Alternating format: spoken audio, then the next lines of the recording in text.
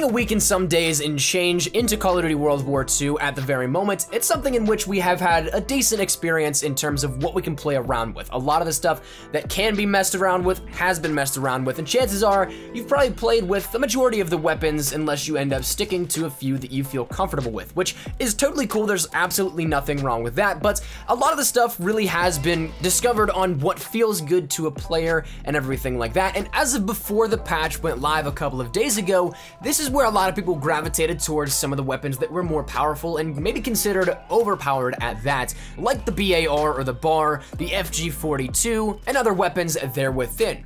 Now, one of those big weapons that was addressed in that patch that came out recently was a bunch of nerfs to weapons like those that we just mentioned, the BAR or the BAR, and the FG42. However, though they have been toned down a little bit, I still personally think that they might be up there as some of the best weapons in the game still. You can nerf it, but unless you nerf it to all hell and back, these weapons still have some killer attributes to them. And so for this one, I'm gonna give you guys my best class setup with the FG42. It's a weapon that I've been rocking now for about a day and a half non-stop, just trying to see what works the best. And I think that I've come into contact with something that is a little bit on the brighter side here for what I think can work very well with you. So as with the last weapon class setup that we did with the BAR or the BAR, a lot of this stuff is open to interpretation, and it's something that I found this to work out very well for me, or at least I enjoyed playing it with it as such. But some things you might feel a little bit better to change around or interchange some parts here and there.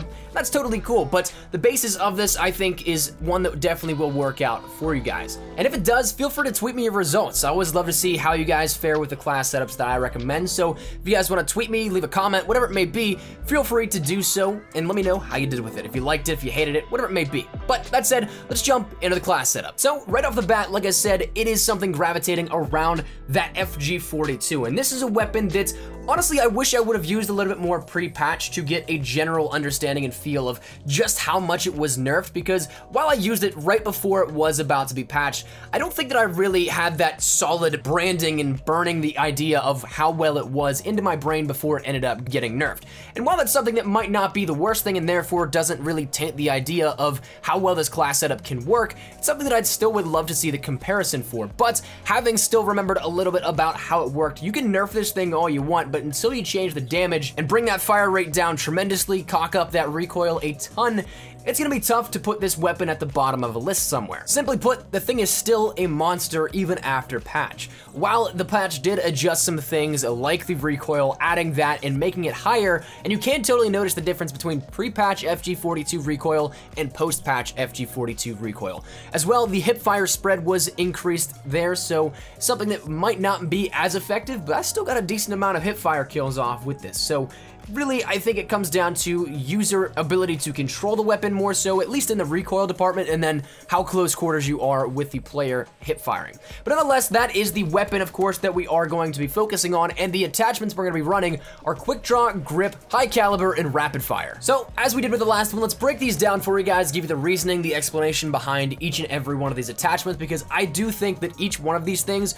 are integral and crucial to how well this can actually work out. So if you guys know about the FG42, the default aim down sight time isn't the greatest. It's on par with all the other rifles, but being that it is a little bit heavier of a rifle, it just feels slower. So a little bit of a placebo effect, yes, but definitely something that the quick draw can help. Now, while there has been that thing about quick draw and a little bit of a bug with it, I still notice a difference whenever I go to aim down sight with quick draw on it. So maybe it's just me, I'm not entirely sure, but I still like to have this on here just to give that quick little extra snap. While I'm not necessarily playing the most aggressive with the FG42, I still like to have the ability to, if I'm in a gunfight and somebody gets that first shot, I like to be able to snap to enemies and be able to hopefully get the better shot off so that I can win the kill.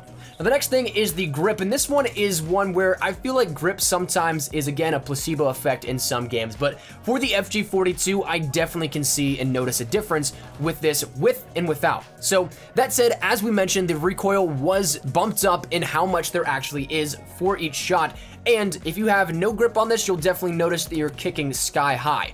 Now, if you have grip on the FG42, you can notice that you have a little bit more control over the weapon, but there still is a decent amount of kick, but it does bring it enough down to be, it is manageable. The one thing that I will definitely mention is that if you try and go for long shots, that's where you're really gonna see some trouble with the recoil. Anything between close quarters and mid-range is very controllable, very easy to manage, but once you start having to be very precise in a very short period of time at a very long distance, that's when that recoil starts to kick up, and you almost kind of want to burst it at that point in time, where you don't want to lay down the trigger, but you want to maybe tap the trigger a little bit so that you can get individual shots off.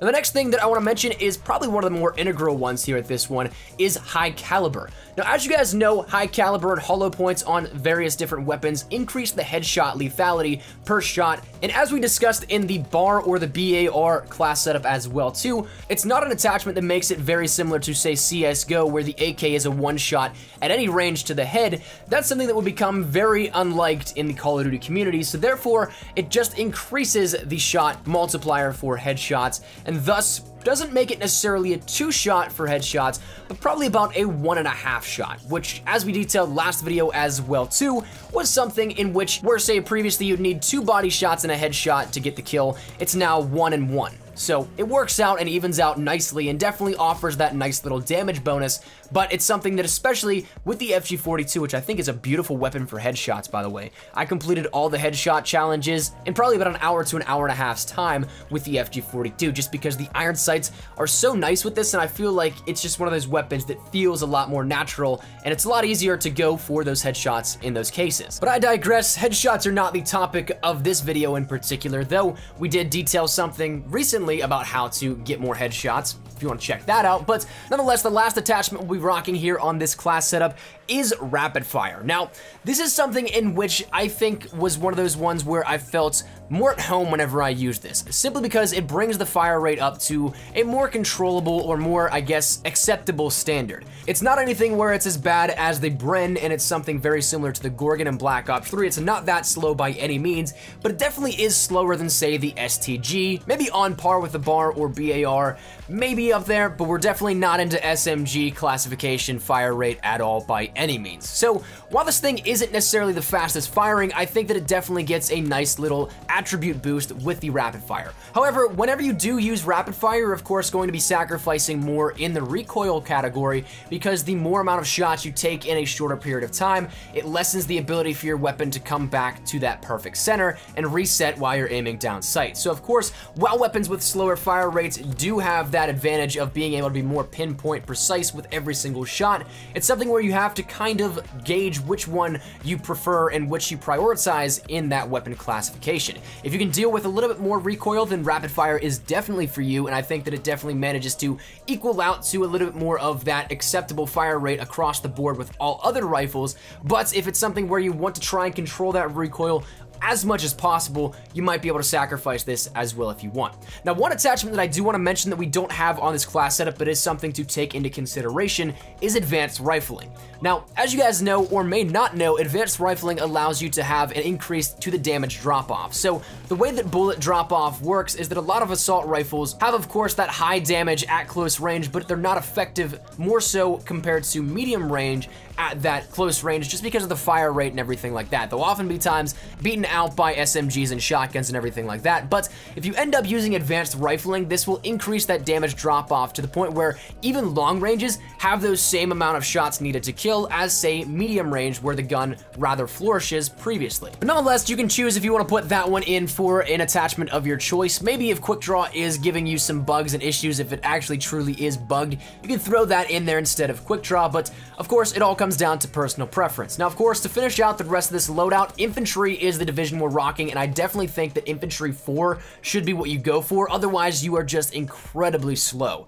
Sure, you can get extra magazines and everything like that, but if you can end up getting Infantry 4 and having that stalker ability, it just feels so much better than having to walk at an LMG pace whenever you're, say, aiming down sight or strafing back and forth. It is something that definitely helps you out tremendously. Now, the basic training we're rocking clearly is primed simply simply because we end up getting that extra attachment from infantry, but also we have that 4th attachment slot as well too there to compensate for how much we're putting on the weapon itself. Now, primed itself is something that I do quite enjoy for those attachments, but I also did really enjoy hustle and being able to reload faster and while sprinting. That definitely was something that felt nice and gave that little extra speed burst, which if I was feeling a little bit more rushy and a little bit more in that mentality, I definitely would rock this over, say, primed, in which maybe I'd take off the quick draw at that point, but again, personal preference based. Now, the secondary and the lethal, we don't necessarily need to worry about too much, but for what it's worth, I rock the 1911 on the secondary slot at my hip, and as per usual with my other class setups, just a frag grenade to try and get some decent frag kills if I know somebody is sitting in a corner or something like that. So that said, that is the end of this class setup, and hopefully it helped you out. I really enjoyed this class setup using it the past couple of days, so hopefully you guys enjoyed as well too. And let me know once again down there in the comment section down below, or feel free to tweet me your thoughts and results with this class setup if you so choose to give it a go. Let me know your thoughts. Do you love it, hate it? Do you think it's a great setup? Do you think it's bad? Whatever it may be, feel free to let me know down there in the comment section down below. But hopefully you guys enjoyed the video. If you guys did, make sure you drop a like down below, and of course if you guys are new to the channel, make sure you guys subscribe to stay up to date with everything we have here regarding Call of Duty World War II. We're gonna be killing it with the content coming up in the next few days and weeks, so hopefully you guys are excited for it. Any tips, tricks, news, best class setups, leaks, anything there is, I'll let you guys know as soon as I can. So make sure you guys stick around here and hit that subscribe button so you do not miss a single thing regarding those. And finally, if you guys want to follow me over on Twitter, that's the best place to get connected with me outside of YouTube. I practically live on Twitter, so if you guys want to strike up a conversation, ask me a question, whatever it may be, link is down there in the description below. But let's head out of the way. Hope you guys had a fantastic day. Thanks so much for watching. Mine is Espresso. I'll see you guys later. Take care and peace.